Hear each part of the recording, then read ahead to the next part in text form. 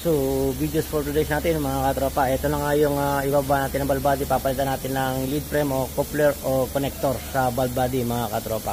Tsaka ATF strainer. So ngayon, i-share ko lang ang basic ano ng ating coupler. Kung meron makikita natin dun, meron tayong output tsaka input. So si input dito nakakonect mga katropa. Dito nakatapat yan. I-share ko lang. So kung mapapansin nyo itong hub, yan itong hub na ito mga katropa, dyan tapat si input, si output carrier. Yan, sa likod mga katropa, kaya nga output diba? So input, mamaya i-share ko, tuturo ko sa inyo dun sa ating coupler kung ano yung kung alin dun sa dalawa mga katropa. Ngayon si input, albawa nagkaroon kayo ng code input sensor signal. Then, pwedeng sa sensor, pwedeng dito yung problema sa ating loob nito. Pag naglulo ko yung system ng ating transmission, halimbawa walang pumapasok na ATF or hindi siya nagpa-function, hindi na umiikot, masisense ni input na hindi gumagana yan. Either gaya na sabi ko nga, sa mechanical or sa electrical yung issue. Ganon din sa output mga katropa, yung kanyang pag hindi gumagana rito, masisense walang signal. So ibig sabihin dalawa, sensor or ito mga katropa. Kaya meron tayong tinatawag na diagnose mga katropa, troubleshooting. So yun mga katropa, ngayon pupunta tayo sa valve body.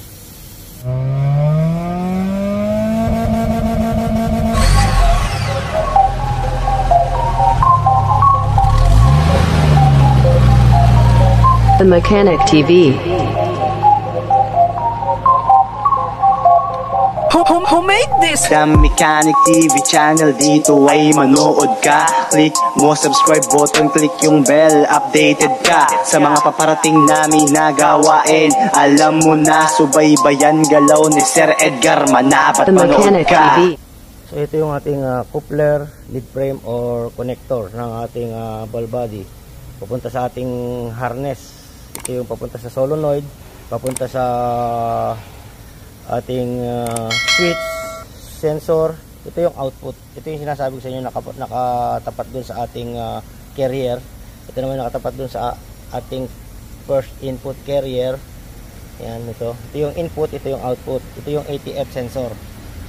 Yan. So pag ganyan lang yan mga katropa. Ito naman yung tinatawag nilang inhibitor switch. Ngayon iba na kasi mga katropa, hindi na inhibitor switch yung tawag dyan. Yan, magnetic. Ngayon papalitan natin siya ng mga katropa, ng ating coupler dito sa ating valve body. Kasi meron siyang issue, di ko lang alam kung anong issue mga katropa. Medyo ilang linggo na kasi, marami na tayong ginawa na wala na sa natin, sa isip natin, sa sobrang dami ng ginagawa natin. So yun nga, papalitan natin ng coupler. So sa pagtanggal naman ng coupler natin, meron tayong 6T25. So dalawa. So anim.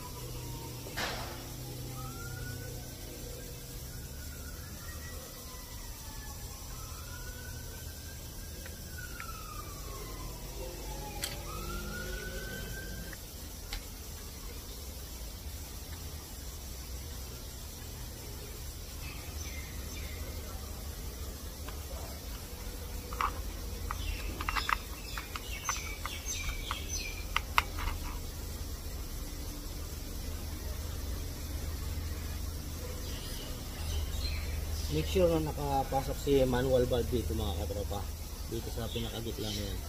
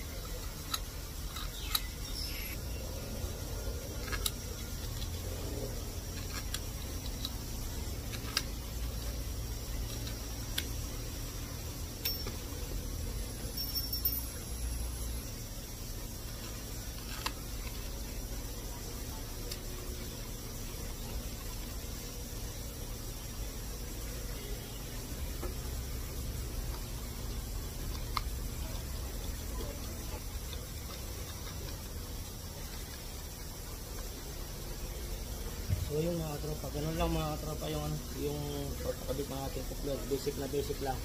So output, input sensor, output sensor.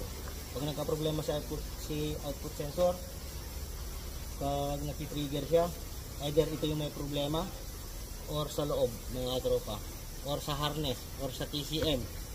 Maraming pwede pang galingan, kaya nga troubleshooting. So ganun din si input mga katropa, pati si selector, manual selector, yan, magnetic. So after nito mga katropa, so install na natin si valve body, and then after nyo ma-install, siyempre lagyan ng ATF, and then reprogram mga katropa. So ngayon na kompleto na natin, lalagyan natin siya ng pinainit muna natin mga katropa ng tamang temperature. Nilagyan natin siya ng 9.75 liter na ATF. So yun nga, in-scan natin yan. Kung mapapansin nyo, ang dami niyang ang dami niyang code, kasi nga kailangan natin i-reprogram. Ayan, i-reprogram muna natin, tapos delete natin yan. So tayo rito, module programming, programmable installation, TCM,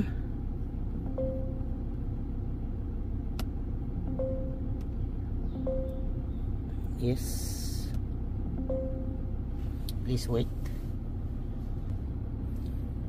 So pag hindi kasi natin program mga katropa, hindi maganda yung kanyang shifting. Mapapansin nyo yung mga trouble kanina is out of range yung system ng valve body.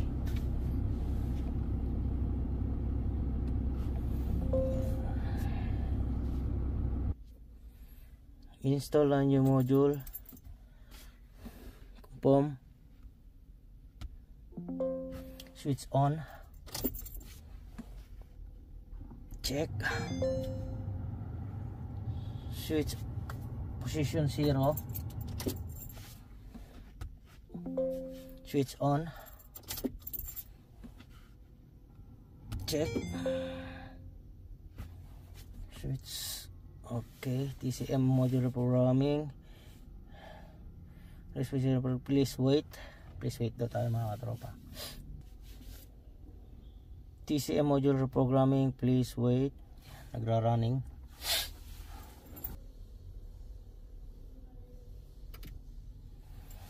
The module has activated all the service to check, switch off, check. The module will now power down in 30 seconds.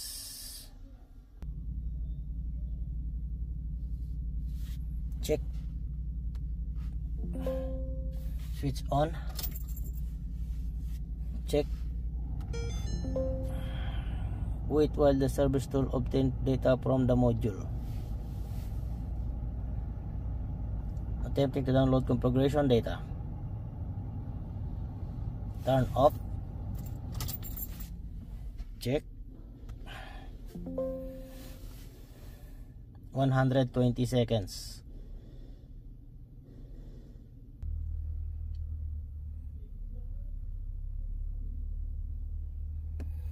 Okay, tapos na ang 120 seconds. Switch on.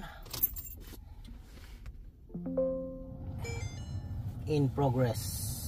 Operation in progress.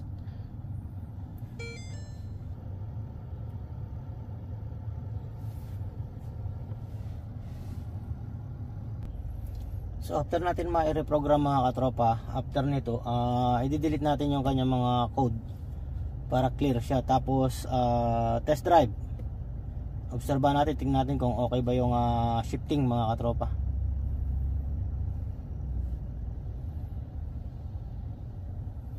Please wait. Routine, please wait. Wait while the service tool obtain the data program module. The module successfully accepted all configuration data sent by the service tools. Check. I required reprogramming level. Okay, tapos na mga katropa. So ngayon, delete natin yung code. Self-test natin muna. Kanina tambak ng trouble code. I-delete natin bago natin test drive. Okay, ayan o. Ang dami. Check natin lahat. Ayan, nawala na yung sa TCM. Sa PCM na lang. Kanina puro TCM. Park and neutral circuit. Okay. So, delete natin.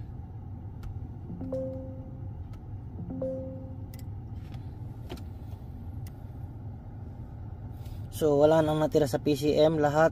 Delete itong IPC instrument panel control module, plus communication to wala na yan mga katropa. So wala na siyang code. So ngayon test drive muna tayo mga katropa. So eto mga katropa, nasa test drive na tayo. So para yung shifting niya kumpleto, maabot naman tayo ng 100. Ayan o, 100. May problema sa ang tawag dun, sa propeller. Hindi tayo makatakbo ng kung 100 lang kasi kita nyo naman sa harapan natin, Alphard. So may naramdaman din akong sa 2 and 3 and 3 and 4 may konting shift shock, pero wala naman siya trouble code na mga katropa. So try lang muna nating i-running ng mga irarunning natin ngayon, tapos irarunning bukas. So tignan natin kung magbabago. Baka minsan kasi nagse-self setting yan mga katropa. Na-i-setting na natin na, yun nga, na-i-program na natin si TCM. Wala na siyang code. Tapos pinrogram din natin ng manually program yung ball body gamit yung ilang step na pamprogram natin ng manually. So para maabot pa naman tayo ng 110. Ayan, 110 oh. Sa 5 and 5-6 okay pa naman mga katropa. Sa 4-5-6 yung paakyat lang ng 3 to 4 bago mag 4, yan nagkakaroon ng problema sa ayun, magwa 120 pa nga tayo. Ayan o, kaso nakita nyo naman biglang kumanan si dump truck. In-overtake niya yung maliit. So yun nga mga katropa, guys, sinabi ko yung slip, yung parang pag nagsisip siya ng pa 40, lagpas ng 40, paano na yan? Kasi pag nakadi tayo, ibig sabihin yan, ibig sabihin first gear. So bago makarating ng 20 yan, magsi second gear. Tapos bago makarating ng 40, magti third gear. After ng third gear, fourth gear, bago mag 60. Tapos 60 pataas, yan nandiyan na yung 5 and 6. So pagdating dito kasi nagluluko sa mga third gear mga katropa. So guys, sinabi ko wala namang problema sa solenoid, wala namang code. Kasi pag nag solenoid or sensor, magkakaroon na tayo ng trouble code mga katropa pag yun yung nagmalfunction. So pwedeng ball body mechanical or sa mismong component na ng transmission.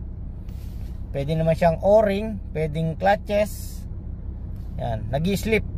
Kasi pagka tinulak ng ganyan tapos biglang mag-i-slip yung pressure, biglang magre-release, biglang boom. Ganun yun Ganun yung mangyayari dun mga katropa, kaya nakakaroon tayo ng shift shock pag sa transmission. pwedeng ngang sliding, pwedeng manipis kasi nga wala na sa clearance yung mga clutches natin. Pag tinulak ng piston, lalagpas na yung limit ng piston sa pag-akyat. Kasi nga manipis na yung ating yung ating clutches. So isang round pa tayo mga katropa. So another round tayo mga katropa. Ayan. 1,000, 2,000 RPM, nasa 100 tayo. Wala pang 2,000. 100 km. Hindi mo maramdaman yung bilis ng 100 km pag ganito yung dala. 2,110 km. Kaso hindi tayo abot ng 120 yan. Merong mabagal na sasakyan sa harapan. Ayan. So par okay naman mga katropa. Hiraraning ko bukas tapos sa final running. Tapos pag medyo ganun pa rin yung nararamdaman, saka na natin hahatulan yan mga katropa. Ganyan sabi ko, pagka ganun pwedeng mechanical, sa transmission component mechanical, valve body. And so hanggang sa susunod na video mga katropa, stay safe.